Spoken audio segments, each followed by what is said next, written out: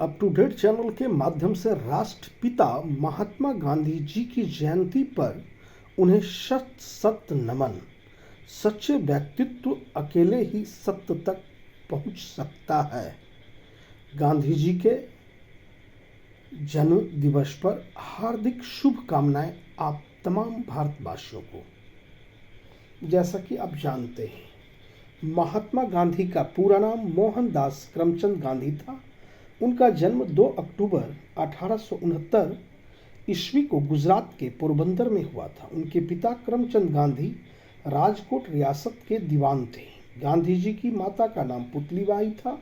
गांधी जी को बचपन से ही अनुशासित ढंग से रखा गया और उनमें सत्य और अहिंसा की भावना जगाई गई। उनकी आरंभिक शिक्षा राजकोट में ही हुई। बाद में बैरिस्ट्री की शिक्षा प्राप्त करने के लिए वे विलायत गए। शिक्षा प्राप्त कर 1891 ईस्वी में वे स्वदेश लौटे। उन्होंने बंबई में वकालत आरंभ की। 1893 में एक मुकदमे के सिलसिले में वे दक्षिण अफ्रीका गए। वहां की गोरी सरकार प्रवासी भारतीयों के साथ रंगभेद की नीति अपना रही थी। भारतीयों के साथ किए गए दुर्व्यवहार के खिलाफ उन्होंने सफल संघर्ष किया। दक्षिण अफ्रीका में ही उन्होंने सत्याग्रह का सफल प्रयोग किया। उनके संघर्ष के परिणाम स्वरूप ब्रिटिश सरकार को प्रवासी भारतीयों को अनेक सुविधाएं देनी पड़ी। इसी समय से 1915 तक का समय गांधी जी ने विदेश में ही व्यतीत किया। दक्षिण अफ्रीका में वे भारतीय समुदाय के नेता बन गए। इतिहासकार चंदन देवनेशन के शब्दों में दक्षिण अफ्रीका ने ही गांधी जी को महात्मा बनाया।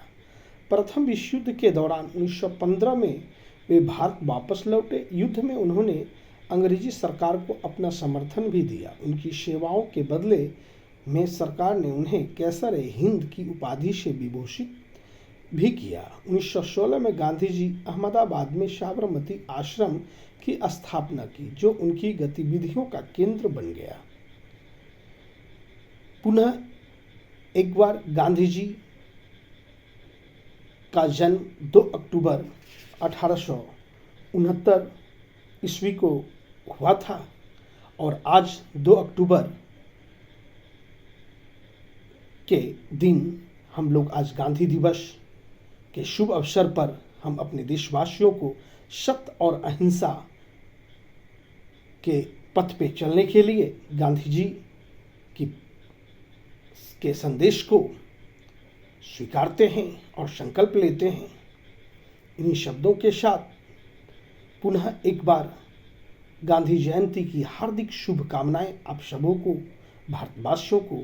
जय हिंद, जय भारत।